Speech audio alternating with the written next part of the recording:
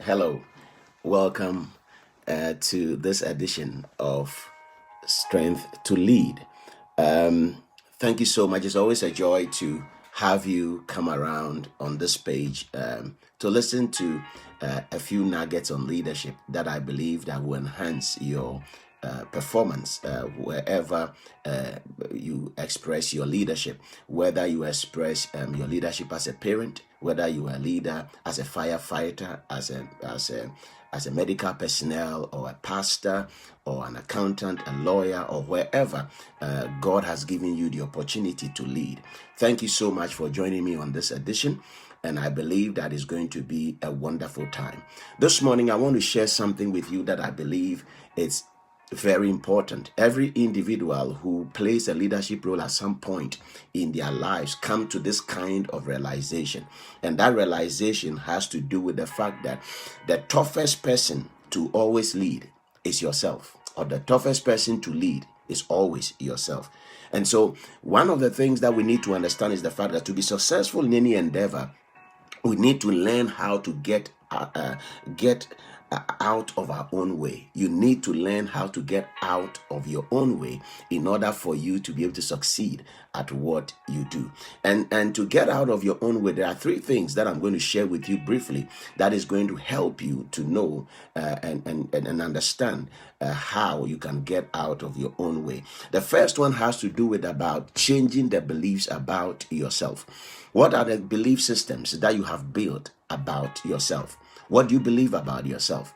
Most of us, for the things that we hold, the mental pictures we hold about ourselves in the present and even into the future, are things that people have said about us. There are things that people have said in anger about you. There are things that people have said. People who wanted to take advantage of you said it to you, and you imbibed it. You have internalized it. You have accepted it as being a part of you, or even sometimes that this is the you, but it is not you. You need to be able to have an objective understanding and view of yourself, so that you will be able to know what are my weaknesses, what are my own strengths, under what circumstances and situations do I excel, under what circumstances and situations don't I do well, so that you will be able to understand and rightly position yourself in order for you to be able to be successful at any endeavor that you touch.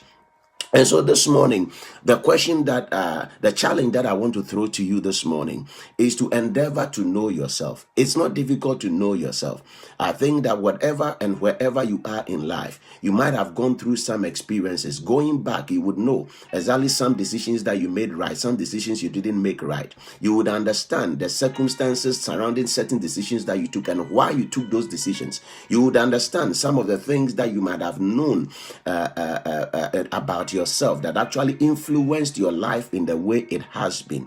One of the things that people say a lot is about the fact that our choices gives birth to the consequences. So your life is a summary of the choices and the decisions that you have made over time. But what often people don't look at is the fact that there are circumstances and situations that undergird or that actually serves as the platform for the choices and the decisions that are made. And the choices and decisions are made, or the platform on which the choices and the decisions that are made, is the sum total of who you are. And so you need to understand who you are. This morning, the question that I'm asking you is that who are you? Who are you? What is it that you have believed about yourself?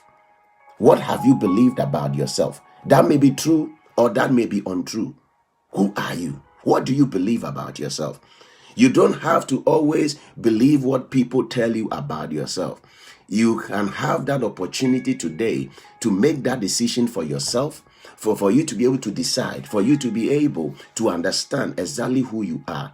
And it is as a result of you looking back to some of the things that has happened in your life, how you acted, the choices and the decisions that you made in the past, and be able to tell yourself, did I make the right decisions? And upon what basis did I make this decision? And that will help you, because you see, one of the things that even makes people successful or less successful in life is all about the understanding of who they are. You see, it has often been said that when you hold a mental picture of something for too long, you evolve into that. And so if you have believed about yourself that you don't have ability, you are not skillful, you are not talented, there is nothing good that you can do with your life, then eventually that is what is going to happen. You will not be able to achieve anything with your life. So the mental picture of what you have, or the mental picture you have about yourself, about your abilities, about the skills, the talents, the giftings that you have, and what you think you can accomplish in your lifetime is what will determine how far you can go closer to that, or even accomplishing the mental picture you hold of yourself. The second thing that you need to do if you want to get yourself out of your own way, as we have said, if you have just joined us, I was talking about the fact that the toughest person to lead is ourselves. And so to be successful, we need to learn how to get out of our own way. And I've spoken about the fact that if you want to get out of your own way, you need to be able to change the beliefs about yourself. Secondly, if you want to get out of your own way, you need to be able to change the belief that you have of the world around you. The belief you have of the world around you, it's very important. You see, one day there was this pastor that was preparing on a Saturday evening, preparing his sermon to go and preach the next morning. And he had his young son with him who was actually bugging him with, "Daddy, have you seen this?" They were in his study together. So he would pull this magazine, he would pull this journal, pull this book, and be opening it and be telling his dad, "This is what is here. What do you think about this?" And wasn't actually giving his dad the room to concentrate on what he was trying to do, preparing his sermon for the next morning. So the dad reached out to one of the magazines that was on the table and took it. And he saw a map, and he thought to himself, "I'm going to give this boy a puzzle." So he saw a map and then took the page out and tore it into pieces and gave it to the boy to arrange. And then if he is able to do it, he promised him a day out to somewhere very special with him. So the boy started putting the puzzle together, the map that has been torn from the page of the magazine and been torn into pieces, started putting it together. But he was really struggling, whilst the dad used the time, because the dad knew he wasn't going to be able to do it. So whilst he concentrated on his sermon, the son was struggling to put the pieces together. But something happened. At some point, the son flipped over some of the pieces of paper that has been made into a puzzle and realized that at the back of it was a picture that looked like parts of a human being. So he started looking at the parts of the human being on the other side. And then within a very short time, he was able to piece it together. So he came to his father in astonishment. His father said, "But how were you able to do it?" And then his father said, and then the boy said to his father that, I thought to myself, because I don't know exactly where I can find Afghanistan and Kazakhstan or Ghana or find the United States of America on the map. But then when I saw that behind the map or the page that you tore apart, there was a picture of a man, I said to myself, if I can get the picture of the man right, the map on the other side will be right. The point that I'm trying to make to you this morning is very simple. And it is the fact that when we change our beliefs about the world around us, it often gets us rightly positioned and prepared for the world that we face every day. When our perspective or our perception of the world is right, certainly the world becomes right. So the point that I'm trying to make to you is very simple. When the boy was able to fix the picture of the man at the back of the paper that his dad tore into pieces as a puzzle, he thought to himself, if the man is right, then the world map will be right. And so often it has some altruism, and it's the fact that when our mindset is right, when our perspectives are right, when we have the right belief of the world that around us, the world becomes right. I mean, come to think about a young man who probably is very poor and feels that nobody's around to help them. Once they are able to struggle their way through and make it themselves, they now see that, well, the world is full of opportunities. Why? Because they might have come upon opportunities and seized opportunities to be where they are. And so they don't see the world as a place where no one helps no one, but they see the world now as a place where there are a lot of opportunities that you can take advantage of. My friend, what I want to tell you this morning is very simple, that the way you see the world depends on how you feel the world is treating you. When you see the world as a lovely place to live, you see the world to be treating you very well.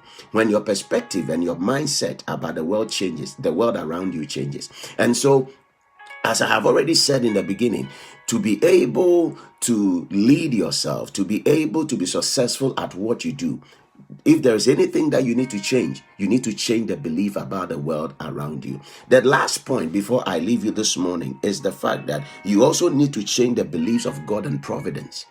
One of the things that I have come to understand myself as a pastor over so many years now is the fact that a lot of people have certain misconceptions about the doings and the workings of God. And as a result of that, many people have been taken advantage of. Many people see God as a Father Christmas. Many people see God as not as the God who blesses us for doing nothing. But that is actually in variance to what the Bible talks about. God is a good God who blesses our hustle and our bustle. God is a good God who supports us. He's a good God who endorses hard work.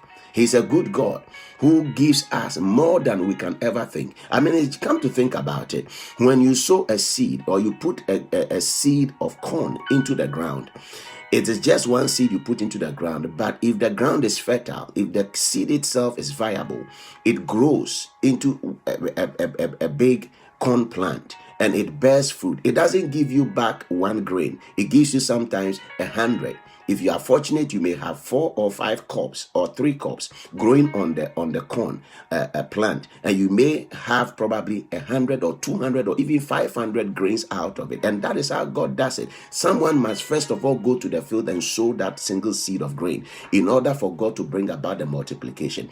We need to understand one thing for sure, that someone would say that, oh, but you are talking about people making an effort and taking personal responsibility. Yes, that is what I'm talking about. What I'm saying is that we need to be able to have the right kind of perspective and understanding about God and providence, so that we don't sit down and fold our arms waiting for something to happen as though God is a Father Christmas. God is able to do much more. And the illustration that I gave you attests to that fact. You sow a seed, you may have a lot, but someone must first of all dig the ground and put in the seed. And that is how God deals with us. You need to be able to go out there and hustle and let God bless your hustle and multiply his blessings back onto your life. God did not create us for idleness. God wants us all to be as successful as we can, making use of the giftings and the talents and the abilities that he has given to us. Come to think about it, when God created Adam and Eve in the garden, he told them to dress the garden and keep it. He told them to have dominion over the fish of the sea and the birds of the air and everything. God has never created any other human being, but for creation to take place, God put in everything that he created a seed that has the ability to remultiply itself or regenerate itself. And so that is why after Adam and God created Adam and Eve, every other human being that was born thereafter, according to the scriptures, were born through that particular lineage and those two very first ancestors of humans. So we need to understand one thing, that God is a good God. We need to understand that God wants to bless us, but it will take an effort from us. It will take some kind of work being done by us, when God will rain his blessings upon us and bring about the multiplication and the blessing that we are looking for. Thank you so much for watching this edition of Strength to Lead. I'm here to just let you know 3 things that we have shared this morning. We have spoken about the fact that it is important to know that the toughest person to lead is yourself. And for you to be successful, you need to be able to get out of your own way in order to be successful. And to get out of your own way, there are 3 basic things that you need to do. First of all, you need to be able to change your beliefs about yourself. Change what you believe about yourself. If you have seen yourself as a weakling in the past, if you have seen yourself as a failure in the past, if you have seen yourself as someone who can't take advantage of opportunity to create something good out for yourself, then begin to change that mental picture you have of yourself. Because the longer you hold that mental picture of yourself, the more you grow to become that which you hold about yourself. The second thing we spoke about was the fact that you need to change the belief of the world around you. The world around you is seen through your eyes in that particular way. You only change the world around you by the way you see it. If you begin to understand the fact that you need to work hard, if you begin to understand the fact that the world has opportunities, if you begin to understand the fact that you can be and become anything that you choose to be by your own effort, with the help of God, with strength, with vision, with direction, with drive, and you are able to do anything that you want to become here on earth. The third thing I spoke about was to change your beliefs about God, because having an erroneous belief about God and his providence would actually also harm your ability to progress. God is not a Father Christmas. He's there to help us, to augment our efforts, and to enable us to be able to be all that he has ordained and determined that we should become. God bless you for joining me at this session of Strength to Lead. And this morning we've been talking about how to get out of your own way. I'll come your way again next week for more of these leadership nuggets. God bless you, and my name is Dr. Bernard Appiah. Thank you.